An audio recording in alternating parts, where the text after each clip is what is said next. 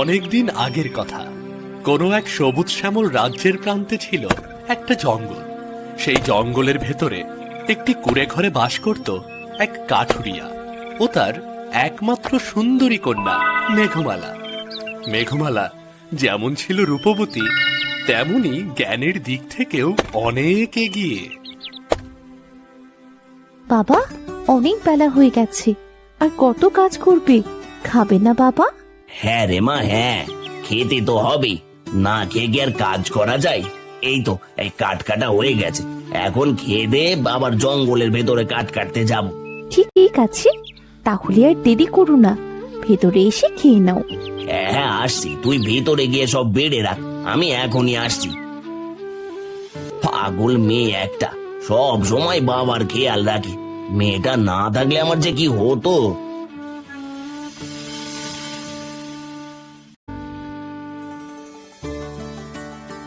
দে মা দে, তাড়াতাড়ি কটা খেতে দে, খেয়ে দে, এখন এবার কাঠ কাটতে যেতে হবে।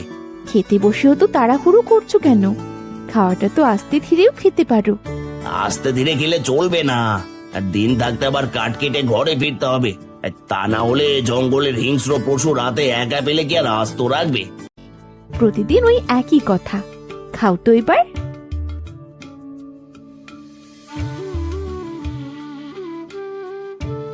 মারে, তোর মা মরার পর দিন থেকে সারাদিন তোকে অনেক কষ্ট করতে হয়।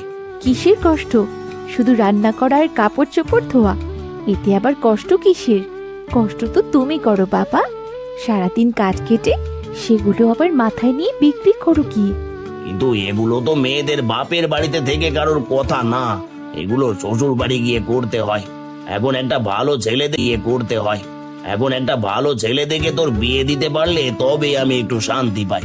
আমাকে বিয়ে দিয়ে পরের বাড়ি পাঠালে তোমার কি হবে? তোমাকে কি দেখবে? আর ওইসব বিয়েটা আমি করব না। তাই বললে কি হয়? মেয়েদের তো শ্বশুর বাড়ি যেতেই হবে।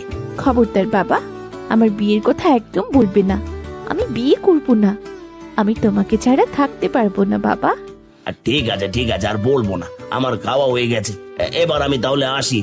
ঠিক আছে যাও, কিন্তু দিন।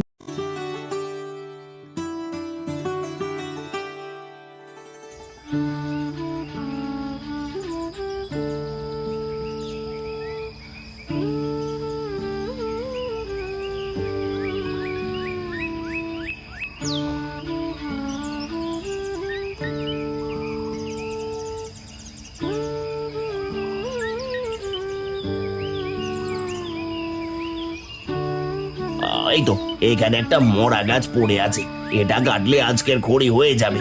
এটাই কেটে নিয়ে যাই।